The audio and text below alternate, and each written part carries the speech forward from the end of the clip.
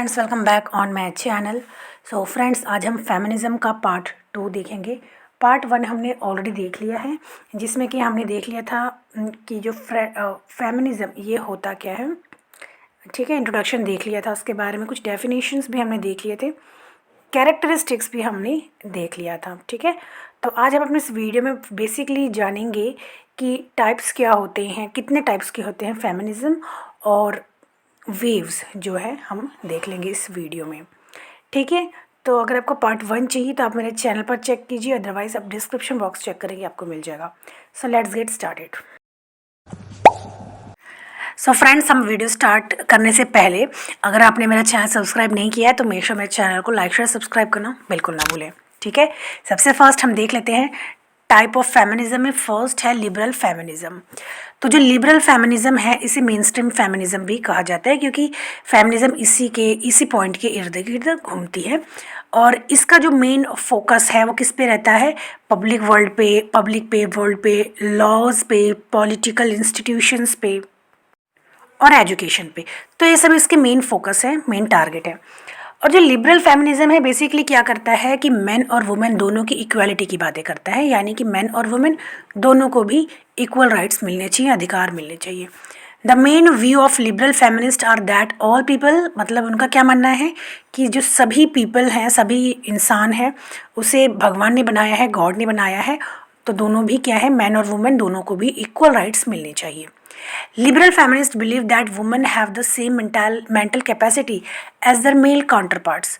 तो पहले ये क्या माना जाता था कि फीमेल्स जो हैं वो इमोशनली और मेंटली वीक होती हैं, लेकिन फेमिनिस्ट ये इन लोग क्या बिलीव करते हैं कि फीमेल्स जो होती हैं वो भी मेंटली स्ट्रांग होती है और उनकी भी मेंटल कैपेसिटी एक मेल्स की जितनी ही होती है, इसीलिए दोनों को भी किसी भी मामले में मतलब अधिकार समान मिलने चाहिए और वुमेन्स को किसी भी हालत में मेन से कम नहीं समझा जाना चाहिए, क्योंकि दोनों भी क्या है, भगवान के क्रिएशन है। ठीक है, अब हम सेकंड देख लेते हैं, रेडिकल फेमिनिज्म।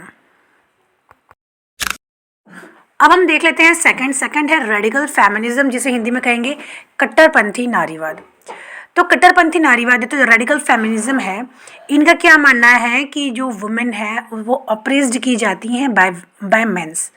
ठीक है, तो जो नारी है या तो जो महिलाएं हैं वो क्या की जाती है, दबाई जाती हैं बाय द मेंस, क्योंकि जो इंडिया है वो क्या है, पुरुष प्रधान देश है। ठीक है, इट इज़ कॉल्ड रेडिकल। इसे रेडिकल क्यों कहा जाता है? क्योंकि because they view the oppression of women as the most, क्योंकि उनका मेन मुद्दा ही यही है कि जो वुमेन है उसे ऑपरेस्ड किया जाता है। ठीक है, रेडिकल फेमिनिस्ट सजेस्ट चेंजेस। तो जो रेडिकल फेमिनिस्ट हैं वो कुछ चेंजेस चाहते हैं, जैसे कि यहाँ पे आप कुछ देख सकते हैं, राइट्स या तो अधिकार जो ये लोग कहते हैं कि महिलाओं को मिलना चाहिए, जिसमें कि रिप्रोडक्टिव राइट्स मिलना चाहिए और फीमेल्स को चॉइस होनी चाहिए कि वो जो है बच्चे को जन्म दे या ना दे, अबॉर्शन का भी अधिकार होना चाहिए, बर्थ कंट्रोल है उसका भी अधिकार किसको होना चाहिए, महिलाओं को होना चाहिए। अंडरस्टैंडिंग पोर्नोग्राफी एज इंडस्ट्री है, जो पोर्नोग्राफी है उसको एज ए इंडस्ट्री समझना चाहिए। And practice leading to harm to women etcetera, मतलब बहुत सारी ऐसी राइट्स हैं जिसके अधिकारों के लिए ये जो संस्था है ये क्या करती है, आवाज़ उठाती है। थर्ड हम देख लेते हैं मार्क्सिस्ट फेमिनिज्म। तो मार्क्सिज्म क्या बिलीव करता है कि वुमेन का उत्पीड़न किया जाता है हमारे समाज में, और केवल एक ही जो उपाय है जिससे कि इस उत्पीड़न को ख़त्म किया जा सके समूल, वो क्या है, पूंजीवाद जो व्यवस्था है उसको ख़त्म करना। Socialist feminists assert that women are oppressed due to their financial dependence on males, क्योंकि महिलाएं जो हैं वो क्या होती हैं कि अपने हस्बैंड पे या तो जो मेल्स हैं उन पे डिपेंड होती है फाइनेंस के लिए। ठीक है, तो इसीलिए क्या है, ये जो पूंजीवादी व्यवस्था है इसको ख़त्म करना चाहिए। दे से वुमेन ऑपरेस्ड, यानी कि जो वुमेन्स होती हैं वो घर में अपने जो हस्बैंड है उसके द्वारा ऑपरेस्ड की जाती है, और वर्क प्लेस पे उनके जो लोवेस्ट पेड और लोवेस्ट स्टेटस के कारण ऑपरेस्ड की जाती हैं बाय द मेंस। फोर्थ देख लेते हैं कल्चरल फेमिनिज्म। फोर्थ है cultural feminism. Cultural feminism refers to a philosophy that man and women have different approaches to the world around them. Cultural feminism basically क्या मानता है कि जो मेन है और वुमेन है, इनके दोनों के क्या है, डिफरेंट डिफरेंट अप्रोचेस हैं, डिफरेंट डिफरेंट बिहेवियर है, ठीक है। They believe that being more nurturing is biologically determined और they might believe that this trait was taught to them by society. उनका क्या मानना है कि जो मेन है और वुमेन के डिफरेंट डिफरेंट जो रोल्स सेट किए गए हैं बाय द सोसाइटी, जैसे कि सोसाइटी क्या मानती है कि जो वुमेन्स हैं वो ज़्यादा नर्चरिंग होती है, ज़्यादा केयरिंग होती है, इमोशनल होती है, ठीक है। तो इस बायोलॉजिकली डिटरमाइंड यानी और they might be believe that मतलब कि ये ट्रेड्स, ये जो बिहेवियर है ये सोसाइटी के द्वारा सेट की गई है। सोसाइटी ने ये बात को क्या कर दिया है, एक तरीके से जो है वुमेंस के ऊपर लागू कर दिया है कि वुमेंस ऐसी होनी चाहिए या मेंस ऐसे होते हैं, ठीक है। They argue that society holds the false believe that women are by nature less intellectual and physically capable than man.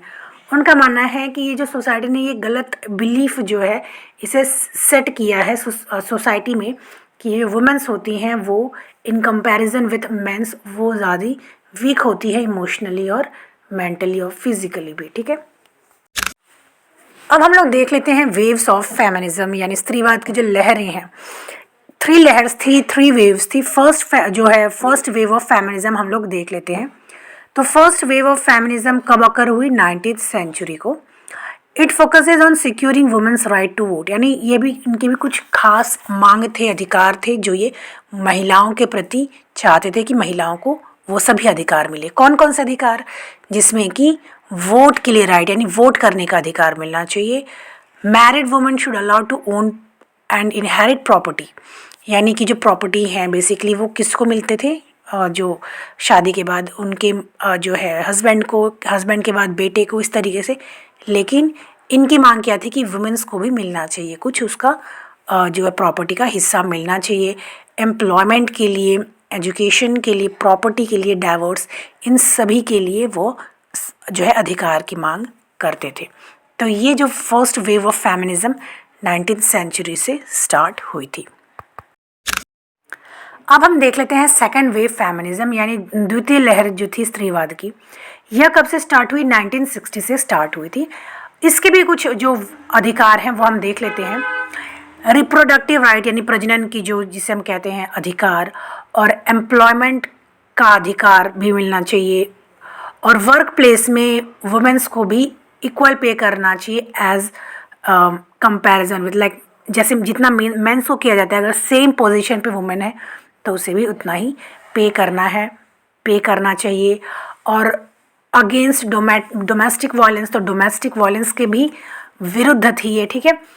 It criticised पैट्रियार्चल system, तो जो पितृसत्तात्मक जो पद्धति है उसके विरोध में थी, डोमेस्टिक वायलेंस के विरोध में थी और मैरिटल रेप के विरोध में थी, ठीक है। तो ये था सेकेंड वेव ऑफ फेमिनिज्म जो कि 1960 से स्टार्ट हुआ था। अब हम लोग देख लेते हैं जो last wave, third wave of feminism. अब हम लोग देख लेते हैं थर्ड वेव फेमिनिज्म जो कि 1990 में एमर्ज हुई थी।